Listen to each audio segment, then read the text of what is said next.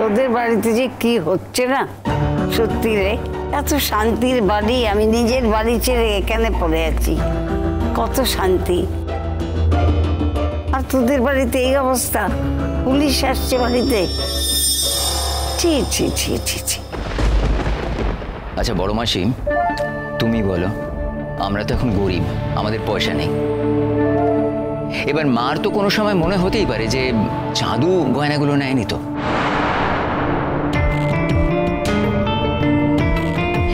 এই বাড়ি থেকে তো আমি বেরোই না, এ বাড়িতে সোহিনীরাও আছে। এবার আমার পক্ষে তো সম্ভব নয় গয়নাগুলো নিয়ে বাইরে গিয়ে কোথাও বিক্রি করে আসি, কারণ আমি এই বাড়ি থেকে বেরোই না। তাই আমার মনে হয় পুলিশরা আসুক, পুলিশ এসে পুরো ঘর সার্চ করুক, প্রত্যেকটা ঘর সার্চ করুক, করে যদি প্রমাণ হয় যে আমি নিয়েছি বা আমরা নিয়েছি, তাহলে যা শাস্তি দেবে পুলিশ আমরা মেনে নেব। তুই এমন ধারা কথা কেন বলছিস রে চাঁদু? কেন বলছিস বল? তুই আমার একমাত্র ছেলে, তোর সম্বন্ধে এরকম কথা বলবো? তোকে আমি সন্দেহ করবো? তুমি নিশ্চয়ই তোমার একমাত্র মেয়েকেও সন্দেহ করো না? তুই তো আমার সঙ্গে ছিলি মা, তোকে আমি কেন সন্দেহ করবো?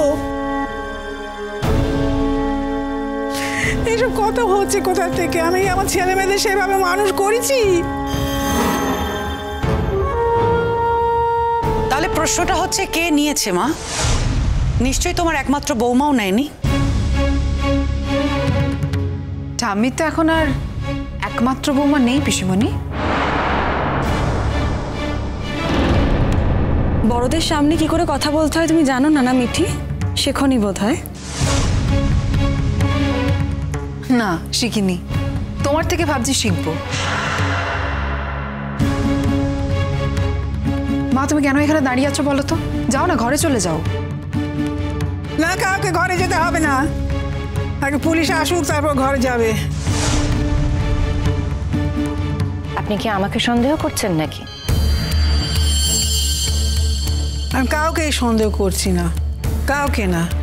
তো সত্যি কথা বলতে কি, কেউই সন্দেহের বাইরে না। দেখ বাবু, এত কথাই যখন বলছিস, তাহলে আমার ঘর বাস্কটা সব সুটকেস দেখে নে। আমি আর কথার তলা থাকতে চাই না রে। আজ বাদে কাল ঘাটে উঠবো, এই সময় চুরির অপবাদ নিতে পারবো না রে। ও মা, ছি ছি ছি, তোমার কি ভীমরতি হয়েছে নাকি দিদি গো? হ্যাঁ, আমি কি বুঝতে পারছি না? আমি কি ওসব কিছু বলেছি? হ্যাঁ, ছি ছি ছি ছি, তোমাকে কেন জড়াতে যাবো? আমি আর সবার কথা বলছি। তুমি যাও দেখিনি, ঘরে যাও দেখিনি। আরে বাবা, তুমি তো ঘরেই ছিলে, তোমাকে তো আমরা ডাকিনি কেউ। হ্যাঁ, তোমাকে অনেক নিয়ম মেনে চলতে হয়, তোমরা জড়াইনি তোমাকে, তুমি নিজে জড়িয়েছো। কেন জড়াচ্ছ নিজেকে? আমি কিছু বলেছি নাকি? আমার সব গয়না ওর মধ্যে ছিল, জানো তো, বাবা দেওয়া সব গয়না ওর মধ্যে ছিল।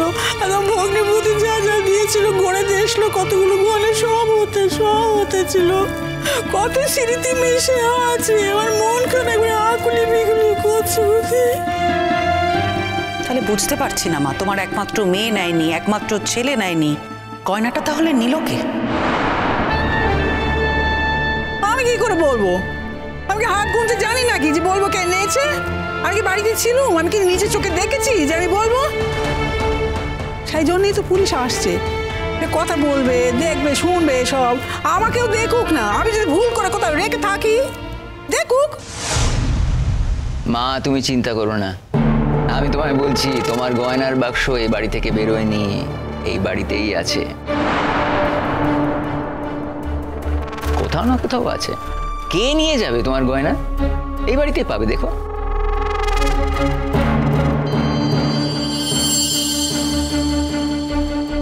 মা, মা তুমি টেনশন করো না। তুমি টেনশন কেন করছো? তুমি তো আগামাথা কিছুই জানো না, তুমি তো বাড়িতেই ছিলে না। কি জানি রে বাবা, আমার কপাল তো, আমার জীবন যা।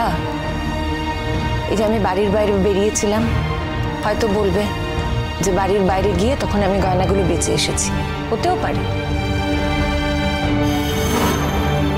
আচ্ছা কমলিনী, আপনি এভাবে কথা বলছেন কেন আমি বুঝতে পারছি না।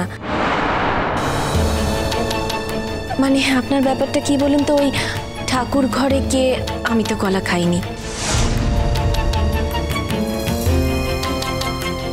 আপনাকে তো কেউ এখানে দায়ী করছে না, কেউ কিছু বলছেও না।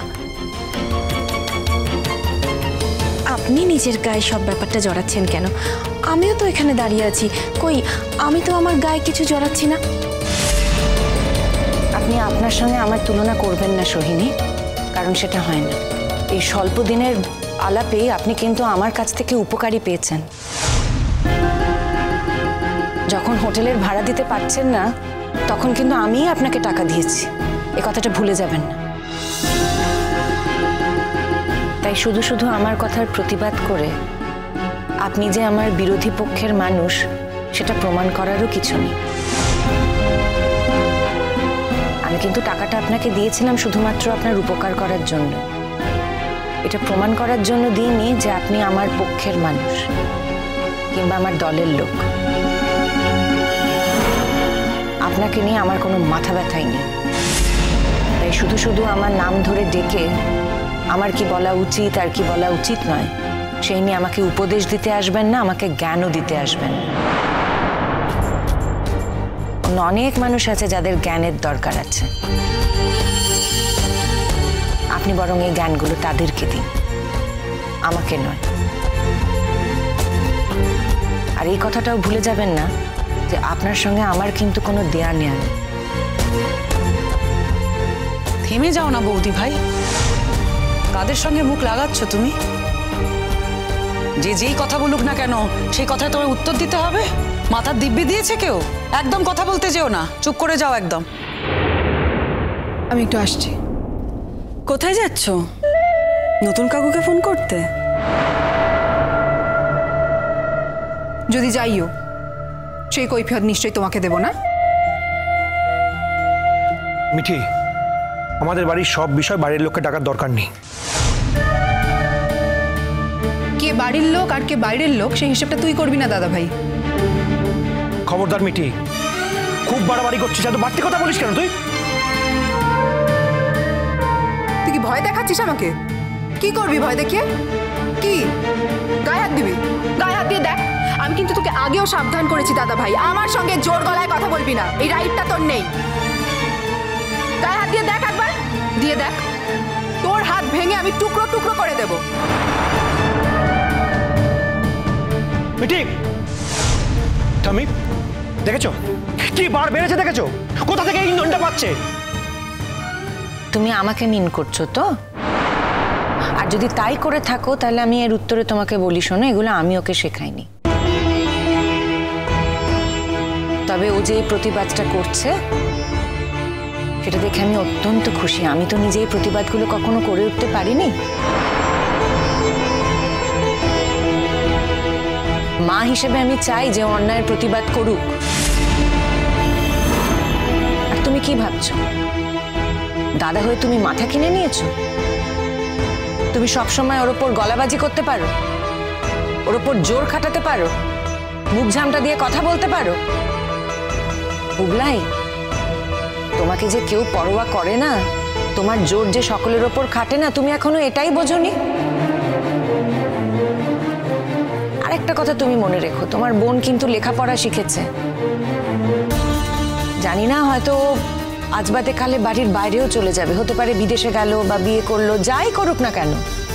ওর জীবন আলাদা, তোমার জীবন আলাদা। তুমি তোমার জীবনে মন দাও।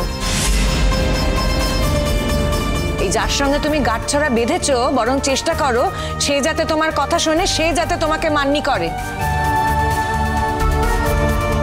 এতে কিন্তু আখেরে লাভটা তোমারই হবে। আমাদের উপর গলাবাজি করে তোমার কিন্তু কোনো লাভ হবে না, এই কথাটা মনে রেখো। দাদা ভাই, তুই সব সময় মিঠির সাথে খারাপ ব্যবহার করিস। তুই হয়তো ভুলে গেছিস যে মিঠি আমাদের ছোট বোন। মানুষকে বদলে যেতে দেখেছি, কিন্তু তোর মতো কাউকে আপাদমস্তক বদলে যেতে আমি দেখিনি কখনো। চিরসখা হে